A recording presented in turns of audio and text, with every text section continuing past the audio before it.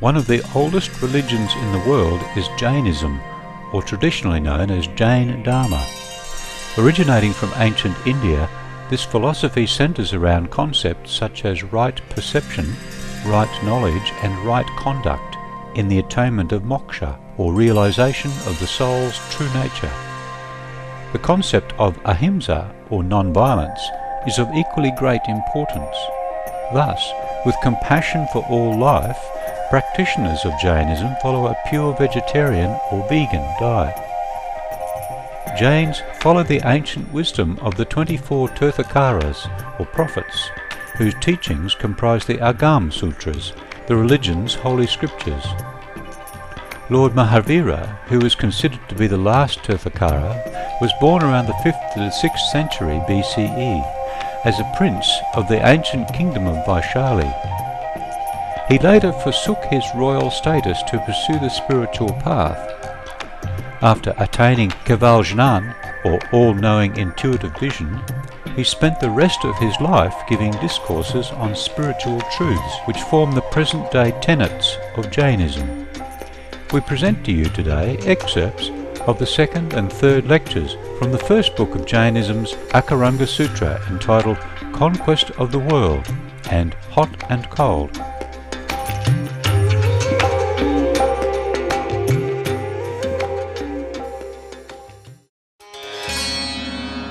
Sixth lesson.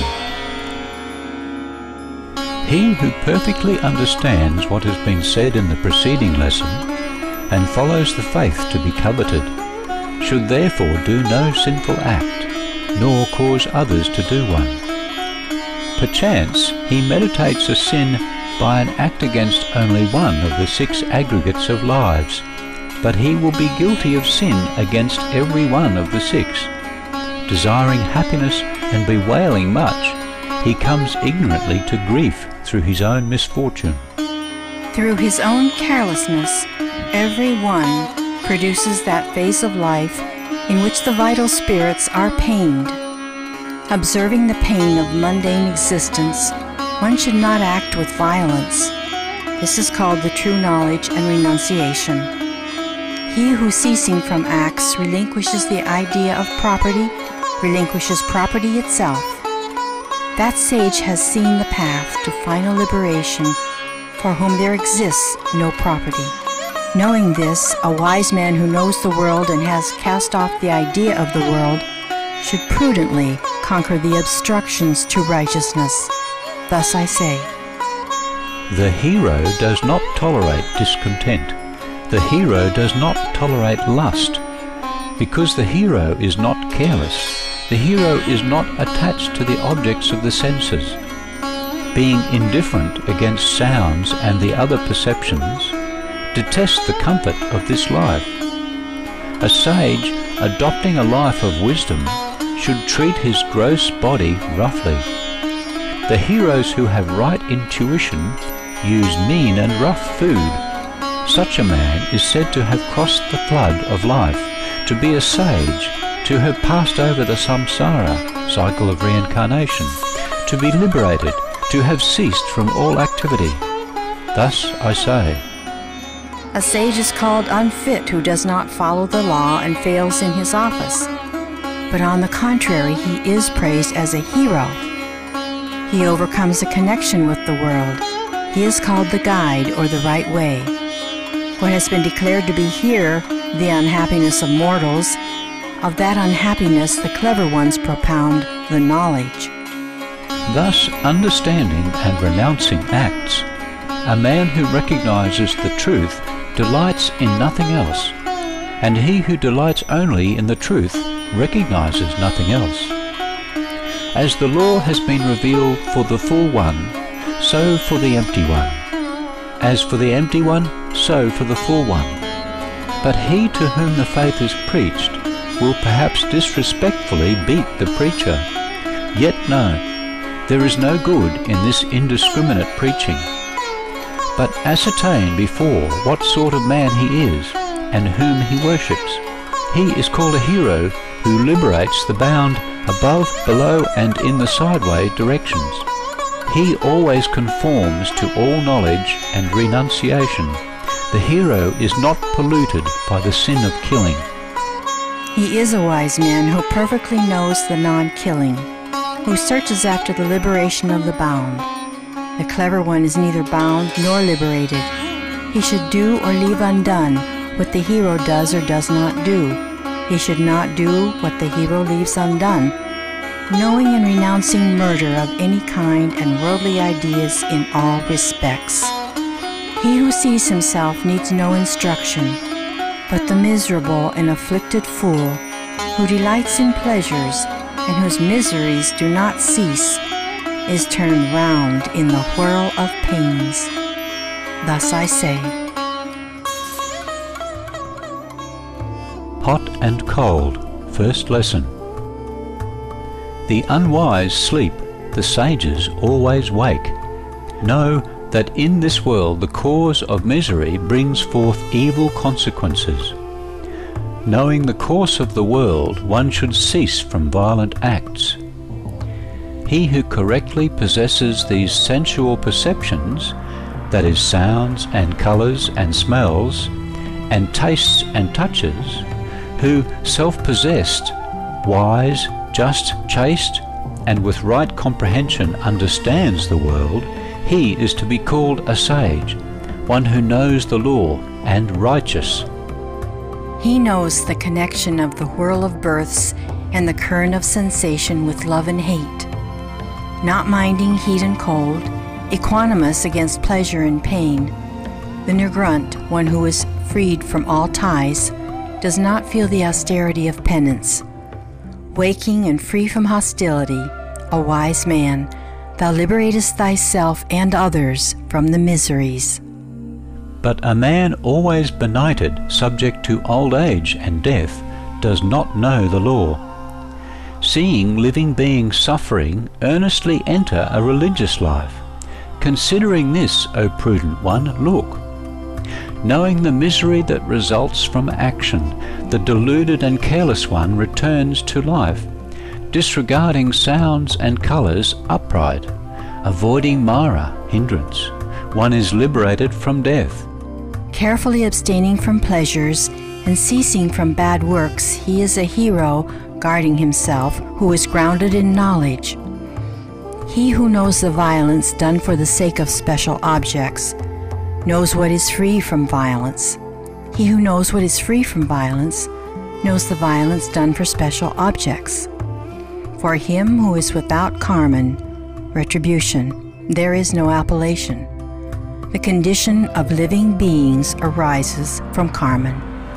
Examining karman, retribution, and the root of karman, that is killing, examining it and adopting its contrary, he is not seen by both ends. Knowing this, a wise man who knows the world and has cast off the idea of the world should prudently conquer the obstructions to righteousness. Thus I say. Second lesson. Look, sir, at birth and old age here. Examine and know the happiness of the living. Thence the most learned, knowing what is called the highest good, he who has right intuition commits no sin. Undo the bond with mortals here. He who lives by sins is subject to both. Desirous of pleasures, they heap up karman, retribution. Influenced by it, they are born again.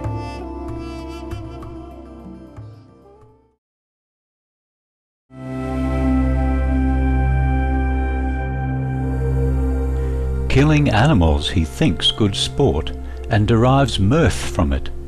Away with that fool's company, he increases his own unrighteousness. Hence the most learned, knowing what is called the highest good, aware of the punishment, commits no sin. Wisely avoid the top and the root. Cutting them off, he knows himself free from karman, or retribution. That man will be liberated from death. He is a sage who sees the danger, knowing the highest good in this world, leading a circumspect life, calm, guarded, endowed with knowledge, etc. Always restrained, longing for death. he should lead a religious life. Manifold indeed appear sinful actions, therefore prove constant to truth. Delighting in it, a wise man destroys all karma, retribution. Many indeed are the plans of this man of the world. He will satisfy his desires. He thereby causes the slaughter of others, the pain of others, the punishment of others, the slaughter, the blame, the punishment of a whole province. Doing such things, some have exerted themselves. Therefore the second, i.e. the wrong creed, is not adhered to. The knowing one, seeing the vanity of the world, knowing the rise and fall of the souls, the Brahmin, the priestly caste, follows the unrivaled control of the Jainis. He should not kill, nor cause others to kill, nor consent to the killing of others. Avoid gaiety, not delighting in creatures, i.e. women, having the highest intuition, keeping off from sinful acts.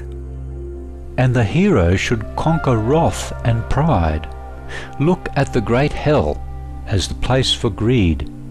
Therefore, the hero abstaining from killing should destroy sorrow, going the road of easiness. Here now the hero, knowing the bondage, knowing sorrow, should restrain himself. Having risen to birth among men, he should not take the life of living beings. Third lesson. Knowing the connection of the world, carelessness is not for his benefit. Look at the exterior world from analogy with thine own self. Then thou wilt neither kill nor destroy living beings, viz. Out of reciprocal regard, well examining, he does no sinful act. What is the characteristic of a sage? Recognizing the equality of all living beings, he appeases himself. Knowing the highest good, one should never be careless. Guarding oneself, always prudent, one should pass life on the right road. One should acquire disregard of sensual enjoyment, being with the great one, that is a god, or the small ones, men. When one knows whence men come and where they go, and when both ends are out of sight, one is not cut, nor slit, nor burnt, nor struck by anyone in the whole world. Some do not remember what preceded the present. What has been his past? What will be his future? Some men here say, what has been his past, that will be his future. There is no past thing, nor is there a future one. So opine the Tathagatas, or Buddhas. He whose karma, retribution, has ceased and conduct is right, who recognizes the truth stated above and destroys sinfulness, thinks, what is discontent and what is pleasure? Not subject to either one should live. Giving up all gaiety, circumspect and restrained, one should lead a religious life. Man, thou art thy own friend. Why wishest thou for a friend beyond thyself? Whom he knows as a dweller on high, him he should know as a dweller far from sin, and whom he knows as a dweller far from sin, him he should know as a dweller on high. Man, restraining thyself from the outward world, thou wilt get free from pain. Man, understand well the truth. Exerting himself in the rule of truth, a wise man overcomes Mara, or hindrances. The gifted man, following the law, sees well his true interest. In a twofold way, for the sake of life's splendor, honor, and glory, some men exert themselves, wherein they go astray. The gifted, touched by calamity, are not confounded. Mind this, the worthy one in this world gets out of the creation. Thus I say. Fourth lesson. That man, that is the liberated, conquers wrath, pride, deceit, and greed. This is the doctrine of the seer, who does not injure living beings, and has put an end to acts and to samsara, or cycle of reincarnation. Preventing propensity to sin destroys former actions, He who knows one thing knows all things, and he who knows all things knows one thing. He who is careless in all respects is in danger. He who is not careless in all respects is free from danger. He who conquers one passion conquers many, and he who conquers many conquers one. Knowing the misery of the world, rejecting the connection with the world, the heroes go on the great journey. They rise gradually. They do not desire life. He who avoids one passion avoids them all severally, and he who avoids them severally avoids one.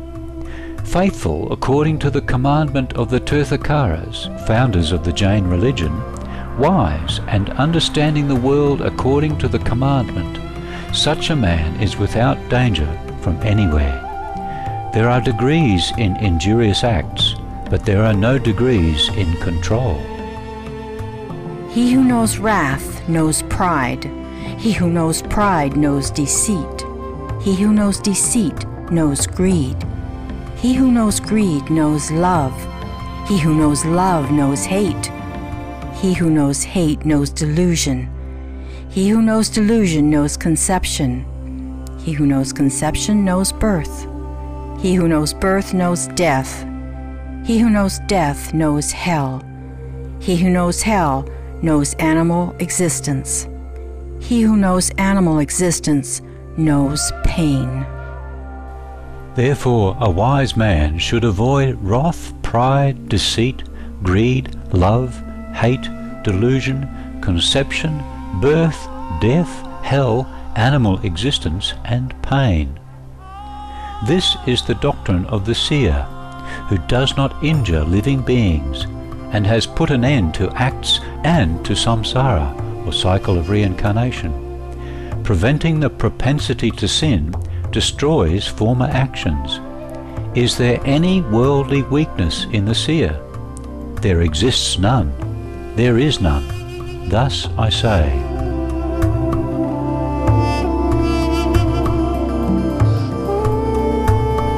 Thank you for your magnanimous company for today's episode of Between Master and Disciples. Please stay tuned to Supreme Master Television for Animal World, Our Co-Inhabitants, coming up next, right after noteworthy news. Farewell for now, and God bless.